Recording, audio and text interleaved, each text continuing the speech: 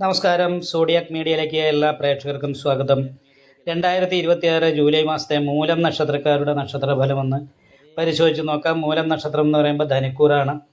അപ്പോൾ മൂലം നക്ഷത്രക്കാരെ സംബന്ധിച്ചിടത്തോളം ചന്ദ്രലഗ്നാധിപതിയായിരിക്കുന്ന വ്യാഴം ഉച്ചബലവാനായിട്ടാണ് നിൽക്കുന്നതെങ്കിലും അഷ്ടമത്തിലാണ്. അഷ്ടമത്തിൽ നിൽക്കുന്നത് കാരണം കൊണ്ട് ബലമുണ്ടെങ്കിൽ പോലും ലഗ്നാധിപതി ആയതുകൊണ്ട് ലഗ്നാധിപതിക്ക് ബലമുണ്ട് എന്ന് പറയുന്ന ഗുണമുണ്ടെങ്കിലും അഷ്ടമേ ഹരതോ ബാലി എന്ന് പറയുന്ന ഒരു യോഗമുണ്ട്. നല്ല ഉദ്ദേശത്തോടു കൂടി ചെയ്യുന്ന കാര്യങ്ങളും ബാലിക്ക് ഒളിയാൻ പറ്റ രീതിയിൽ നമ്മൾ മനസ്സറിയാത്ത കാര്യത്തിൽ തടസ്സങ്ങളും പ്രതിസന്ധികളും ഉണ്ടാകാനുള്ള സാധ്യത. അതേപോലെ തന്നെ കണ്ടകശനിയുടെ ഒരു ദോഷമുള്ളത് കാരണം കൊണ്ട് വളരെ ആക്റ്റീവായിട്ട് നമ്മൾ പ്രവൃത്തിയെടുത്താലും അതിൻ്റെ പ്രതിഫലം കിട്ടുന്ന സമയത്ത് നമ്മൾ പ്രതീക്ഷിക്കുന്ന രീതിയിൽ ധനം കിട്ടാതെ ഇരിക്കുക. അപ്പോൾ അതുകൊണ്ടൊക്കെ ആ അവസാന നിമിഷത്തിൽ നിരാശ ഉണ്ടാകുക. അപ്പോൾ ഇങ്ങനെയുള്ള കാര്യങ്ങളാണ് ശനി കൂടുതലായിട്ടും ചെയ്യുക.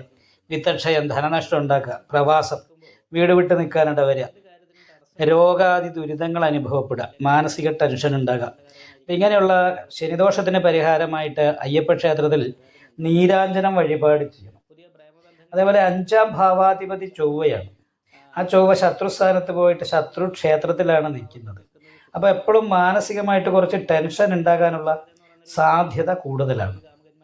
ഒരു ചെറിയ കാര്യത്തിനും ടെൻഷൻ അടിക്കുന്ന സ്വഭാവം, പ്രത്യേകിച്ചും സഹായികളായിരിക്കുന്ന വ്യക്തികൾ, സഹായിക്കേണ്ട വ്യക്തികൾ, സഹോദര സ്ഥാനത്തുള്ള വ്യക്തികൾ, ഇവരെയൊക്കെ പെരുമാറ്റം ചില സമയത്ത് അപ്രിയമായി തോന്നാൻ സാധ്യതയുണ്ട്.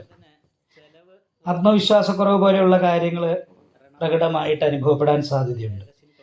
അപ്പം അങ്ങനെ വരുമ്പോൾ പഠനത്തിൻ്റെ കാര്യത്തിലൊക്കെ വിദ്യാർത്ഥികൾക്ക് കുറച്ച് തടസ്സങ്ങൾ, ആത്മവിശ്വാസക്കുറവ് പോലെയുള്ള കാര്യങ്ങൾ കൊണ്ടുവരാം. അതേപോലെ തന്നെ തൊഴിലെടുക്കുന്ന ജോലിക്കാരെ സംബന്ധിച്ചിടത്തോളം ടെക്നിക്കലായിട്ടുള്ള മേഖലയിലുള്ള തൊഴിലെടുക്കുന്നവർക്കൊക്കെ ആത്മവിശ്വാസക്കുറവുണ്ടായിരുന്നാൽ അത് വളരെ ദോഷമാണ്. അപ്പോൾ ശിവക്ഷേത്രത്തിൽ ശംഖാഭിഷേകം, കടും പായസം, നെയ്വിളക്ക് ഇങ്ങനെയുള്ള വഴിപാടൊക്കെ ചെയ്തിട്ട് നന്നായിട്ട് പ്രാർത്ഥിച്ചാൽ മേൽപ്പറയപ്പെട്ട ദോഷത്തിന് പരിഹാരം വരും.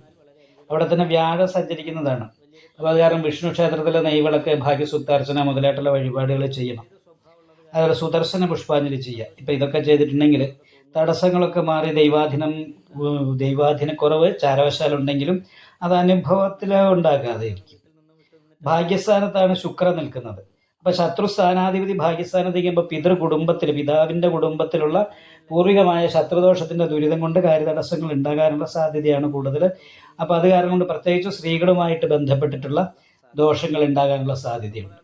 അപ്പോൾ അത് കാരണം കൊണ്ട് നവഗ്രഹ പൂജ ചെയ്യുന്ന ക്ഷേത്രത്തിൽ രാഹുപൂജ, കേതുപൂജ എന്നീ പൂജകളൊക്കെ ചെയ്തിട്ടുണ്ടെങ്കിൽ മേൽപ്പറയപ്പെട്ട ദോഷത്തിന് പരിഹാരം വരും. എന്തായാലും ജോലിയുടെ കാര്യത്തിൽ വളരെ അനുകൂലമാണ്. കർമാധിപതി പഞ്ചമഹാപുരുഷത്തിലെ ഭദ്രായോഗം ചെയ്താണ് നിൽക്കുന്നത്.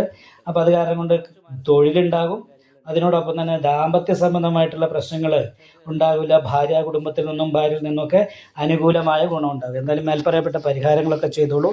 ഈ മാസത്തിൽ വലിയ തടസ്സങ്ങളില്ലാതെ മുന്നോട്ട് പോകാനായിട്ട് മൂലം നക്ഷത്രക്കാർക്ക് സാധിക്കുന്നതാണ്. ഈ വീഡിയോ ഇഷ്ടപ്പെട്ടാൽ ലൈക്ക് ചെയ്യുക, നിങ്ങളുടെ അഭിപ്രായങ്ങൾ കമന്റ് ചെയ്യാം. ജ്യോതിഷവുമായി ബന്ധപ്പെട്ട കൂടുതൽ കാര്യങ്ങൾ അറിയാൻ ഈ ചാനൽ സബ്സ്ക്രൈബ് ചെയ്യുക. ഞങ്ങളുടെ ഓൺലൈൻ കൺസൾട്ടൻസി നമ്പർ താഴെ ഡിസ്ക്രിപ്ഷൻ ബോക്സിൽ കൊടുത്തിട്ടുണ്ട്.